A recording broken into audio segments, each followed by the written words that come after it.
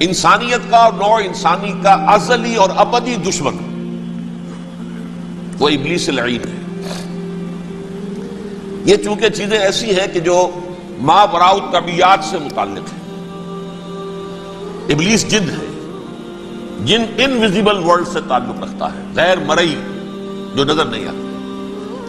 فرشتے invisible world سے تعلق رکھتے ہیں، غیر مرئی جو نظر نہیں آتے۔ یہ ہم جو ہے اور یہ حیوانات دنیا میں جو ہے یہ مرئی ہے، ویزیبل ہے۔ آج کا عام ذہن جو انسان کا بن چکا ہے، سائنٹزم جسے کہا جاتا ہے، سائنسی نقطہ نظر، اس کا عام لوگوں پر بھی اثر یہ ہوا ہے کہ جو انویزیبل ورلڈ ہے اس کی باتوں کی طرف توجہ نہیں کرتے۔ ہاں عقیدہ تو ہے کہ ہے، جن بھی ہے، فرشتے بھی ہیں، لیکن کوئی ان کی اہمیت ہماری نگاہوں میں نہیں۔ ساری نگاہیں مرکوز ہے visible world, physical world. Meta physics کا تو مضمون بھی اب سمجھ رہے ہیں کہ ختم کر دینا چاہیے، یونیورسٹیز سے فلسفے کے ڈپارٹمنٹس ختم ہو رہے ہیں، کیا ضرورت ہے اس کی؟ اصل شے یہ دنیا ہے، یہ عالم ہے، یہ کائنات ہے، یہ مادہ ہے، یہ حیات انسانی، حیات دنیاوی ہے۔ اس پر میرا جو مارکت الارا مضمون تھا 1967 کے جون میں جو چھپا تھا، اسلام کی نشرت ثانیہ کرنے کا اصل کام، کہ جو عہد حاضر کی جو تہذیب ہے اس کے 3 بنیادی اصول کیا ہیں؟ خدا ہے یا نہیں ہے چھوڑو، اس بحث پہ نہ پڑھو، کائنات تو ہے نا، مادہ تو ہے نا، روح کوئی شے ہے یا نہیں ہے کیا پتا، کسی نے دیکھی نہیں آج تک، لہذا اس کے بارے میں گفتگو کا فائدہ کیا، وقت کا سیاح۔ عالم آخرہ کوئی ہے یا نہیں ہے کیا پتا، کس نے آ کے بتایا مرنے کے بعد، لہذا اس بحث میں نہ پڑھو، یہ عالم دنیا تو ہے نا، اٹس ویری مچ پریزنٹ، لہذا ساری توجہ اس پر صرف کرو۔ تو خدا کے مقابلے میں کائنات پر توجہ، روح کے مقابلے میں مادے اور جسم پر توجہ، حیات اخروی کے مقابلے میں حیات دنیاوی پر توجہ۔ یہ ہے اصل میں کرکس آف دی میٹر، اس تہذیب جدید کا خلاصہ یہ۔ دیکھیے اللہ تعالیٰ نے جو مخلوقات پیدا کی ہیں ان میں ایک تقسیم تو ہو سکتی ہے ذی حیات اور بغیر حیات، جاندار چیزیں اور بے جان چیزیں۔ بے جان چیزیں بے شمار، یہ تمام فلکیات، یہ پوری کائنات، یہ زمین، یہ پہاڑ، یہ شجر و حجر، کیا؟ لیکن ایک ہے جاندار، ان جانداروں میں ایک تقسیم ہے، 2 کا تعلق غیر مرئی دنیا سے ہے، انویزیبل ورلڈ سے۔ فرشتے جو دکھائی نہیں دیتے، ان کی پیدائش ہوئی ہے نور سے۔ دوسرے جنات جو انسانوں سے پہلے پیدا کیے گئے، آدم سے پہلے، وَالْجَانَّ خَلَقْنَاهُ مِن قَبْلُ مِن نَارِ السَّمُومِ، جنات کو تو ہم بہت پہلے پیدا کر چکے تھے آگ کی نور سے، وہ بھی نظر نہیں آتے۔ تیسرے انسان اور اس دنیا میں جتنے بھی حیوانات ہیں، ان کا جو مادہ ہے وہ ارض، یہ زمین ہے، یہ مٹی سے بنے، تراب سے بنے، کرسٹ آف دی ارتھ سے بنے۔ اب ان میں ایک تقسیم ہے، ایک وہ ہے، ان تمام میں شعور تو ہے، حیوانات میں بھی شعور ہے، خود شعوری جسے کہتے ہیں سیلف کانشسنس، یہ صرف 3 میں ہے، فرشتہ، جن اور انسان۔ حیوانات میں خود شعوری نہیں، کانشسنس ہے، سیلف کانشسنس نہیں۔ دونوں سی بات سے سمجھا دوں آپ کو، میں دیکھ رہا ہوں، آپ مجھے دیکھ رہے ہیں، کتا بھی کوئی یہاں ہوتا تو مجھے دیکھ رہا ہوتا، لیکن کتے کو مجھے دیکھتے ہوئے یہ احساس نہیں ہوتا کہ میں دیکھ رہا ہوں، یعنی کتے کو یہ احساس نہیں ہوتا کہ وہ دیکھ رہا ہے، دیکھ تو رہا ہے، اس کو میں کا احساس نہیں ہے کچھ۔ میں جب دیکھ رہا ہوں تو میں سمجھتا ہوں میں دیکھ رہا ہوں، میں ہوں کوئی شے جو دیکھ رہا ہوں، یہ خود شعوری ہے، سیلف کانشسنس۔ کسی بھی کام کو کرتے ہوئے اپنے وجود کا احساس، میرا فیصلہ ہے، میری رائے ہے، یہ ہے در حقیقت سیلف کانشسنس، انا، سیلف، خودی۔ یہ حیوانات میں نہیں ہے، یہ ہے صرف ملائکہ، جنات اور انسان۔ اب یہاں مسئلہ پڑ گیا، بڑا پرپیچ مسئلہ۔ اللہ تعالیٰ نے پہلے انسانی ارواح کو پیدا کیا نور سے، پھر ناک سے پیدا کیا، نار سے، آگ سے جنات کو، پھر مٹی سے بنایا، آدم کا حیولہ، اس میں روح پھونک دی، اب آدم بن گئے۔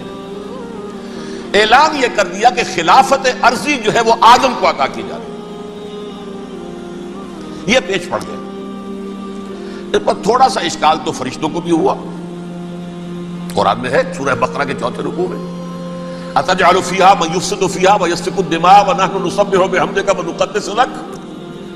پروردگار اس آدم کو تو خلافت دے رہا ہے، زمین کے اندر اختیار دے دے گا، یہ تو فساد کرے گا، خوریزی کرے گا، ہم تیری تسبیح و تحمید میں لگے ہوئے ہیں، جو بھی حکم ہو ارشاد ہو ہم بجا لاتے ہیں، تو ضرورت کیا ہے؟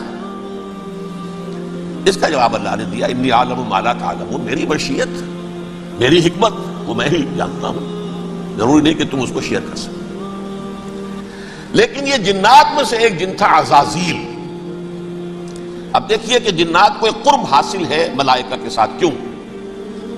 وہ نور سے پیدا کیے گئے، یہ نار سے پیدا کیے، کتنا قرب ہے دونوں میں. انسان پیدا کیا گیا مٹی سے، مٹی انرٹ ہے، آگ بھڑکتی ہے، اوپر اٹھتی ہے، شعلہ زنگ ہوتی ہے، انرجی ہے اس میں. نور اور نار میں بڑا قرب ہے. اور عربی کے ایک قاعدے سے تو یہ ایک ہی لفظ ہے، مادہ ایک ہی ہے، حروف علت جو ہے ایک دوسرے کی جگہ آ جاتی. یہ قرب ہے، اگرچہ زمین و آسمان کا فرق ہے دونوں. فرشتہ نور سے پیدا کیا گیا ہے، وہ پاک ہے، وہ اللہ کے کسی حکم کی خلاف ورزی کر ہی نہیں سکتا. لا یعصون اللہ ما امرہم ویفعلون ما یؤمرون. وہ جو بھی اللہ تعالیٰ حکم دیتا ہے اس کی کوئی معصیت کی نافرمانی نہیں کرتے، بلکہ جو حکم لیا جاتا مان لیتے ہیں. ذرا سا اشکال ہوا تھا، پوچھ لیا، جواب مل گیا، خاموش ہو گئے بس. لیکن عزازیل نامی ایک جن تھا، جو ایک تو جن ہونے کی نسبت سے فرشتوں سے کچھ نہ کچھ مماثلت تھی، قرب تھا. دوسرے یہ علم میں، زہد میں، عبادت میں اتنا اونچا تھا، اتنا اونچا تھا، اتنا اونچا تھا کہ یہ ملائکہ ہی کے صف میں شامل ہو گئے. اس نے علم بغاوت بلند کر دیا. جب حکم دیا گیا کہ سجدہ کرو آدم کو، اب یہ دیکھیے کس قدر یہ اہم مضمون ہے. اور آپ سوچ رہے ہیں یہ باتیں آج پہلی مرتبہ ہمیں اس طرح سنائی جا رہی ہیں. یہ باتیں تو علم میں آتی نہیں ہمارے. وجہ کیا ہے؟ آپ کو دلچسپی نہیں ان چیزوں سے. جدید تہذیب نے ان چیزوں کی اہمیت کو زیرو کر دیا. قرآن میں اہمیت کا عالم ہے، 7 جگہ یہ مضمون قرآن میں آیا ہے کہ فرشتوں کو ہم نے حکم دیا سجدہ کرو آدم کو، سب نے سجدہ کیا. فسجد الملائکۃ کلھم اجمعون، سارے کے سارے، کل کے کل، سب نے مل کر سجدہ کیا آدم کو. اللہ کے حکم سے فوراً تعمیل کر دی. الا ابلیس ابا واستکبر وکان من الکافرین. ابلیس نے نہیں کیا، انکار کیا، استکبار کیا، گھمنڈ کیا. اور اس کو سورہ کہف میں بیان کر دیا گیا. یہ اس لیے کہ وہ اصل میں جنات میں سے تھا، اگرچہ شامل تو تھا فرشتوں میں اس وقت. کان من الجن ففسق عن امر ربہ، وہ اصل میں جنات میں سے تھا، اس وجہ سے وہ اپنے رب کے اس فیصلے کے خلاف کھڑا ہو گیا. سرکشی تھی اس میں. یہ معاملہ اتنا اہم ہے، اب آپ سمجھیے کہ 7 مرتبہ سورہ بقرہ، سورہ اعراف، سورہ حجر، سورہ بنی اسرائیل، سورہ کہف، سورہ طٰہٰ، سورہ صاد، 6 مکی صورتوں میں ذکر ہے یہ، اور ایک مدنی صورت سورہ بقرہ. ان میں سے اکثر مقامات پر پھر جب اللہ نے کہا کہ اچھا تم نے یہ سرکشی کی ہے اور ہمارے حکم کی خلاف ورزی کی ہے تو یہاں سے نکل جاؤ، دفع ہو جاؤ، تم مردود ہو، مردود ملعون.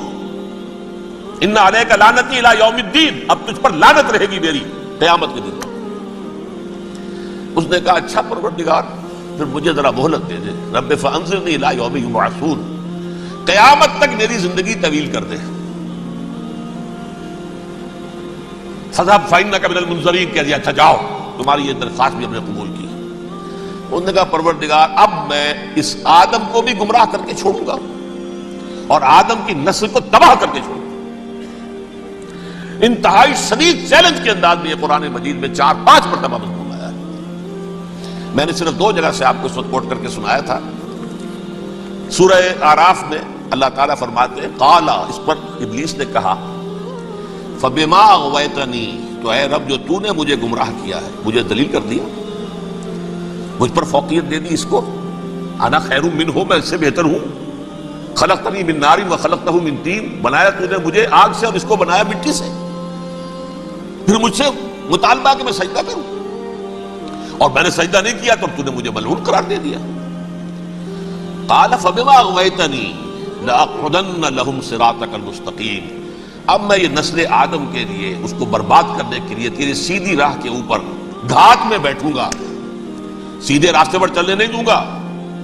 ثم لآتینہم من بین ایدیہم، پھر میں ان پر حملہ آور ہوں گا ان کے سامنے سے بھی، ومن خلفہم ان کے پیچھے سے بھی، وعن ایمانہم ان کے داہنی جانب سے بھی، وعن شمائلہم ان کے بائیں جانب سے بھی، ولا تجد اکثرہم شاکرین، اور تو دیکھے گا کہ ان کی اکثریت تیری شکر گزار بندوں پر مشتمل نہیں ہوگی. یہ چیلنج تھا. اور ایک چھوٹا سا چیلنج جو سورہ صاد میں آیا ہے، اور یہاں تو اس نے اللہ کے جلال کی قسم کھا کر کہا قال فبعزتک لأغوینہم اجمعین، اے رب تیری عزت تیرے جلال کی قسم ہے میں ان سب کو گمراہ کر کے چھوڑوں گا، الا عبادک منہم المخلصین، سوائے ان میں سے وہ کچھ لوگ جنہیں تو خالص اپنا بندہ بنا لے، جنہیں تو اپنا بندہ بنا لے. مخلص، مخلص نہیں، مخلص یہ مفعول ہے، فاعل نہیں ہے، جسے تو بنا لے. بعض لوگوں کو اللہ چن لیتا ہے، هو اجتباکم، تمہیں چن لیا ہے. استفاء، اجتباء، وہ بچیں گے جن کو تو اپنی خاص امان میں لے لے گا، باقی میں سب کو گمراہ کر کے چھوڑوں. یہ ہے اصل دنیا میں نوع انسانی کا ابدی دشمن، ازلی سے ابدی تک. اور اس میں نوٹ کیجئے کہ اس کی اصل بنیاد کیا ہوئی؟ دو لفظ، تکبر اور حسد. استکبرا، تکبر کیا، انا خیر منہ، میں اس سے بہتر ہوں. یہ ساری بس کی گانٹھ یہی ہے، سب سے بڑی گمراہی کی وجہ یہی ہے.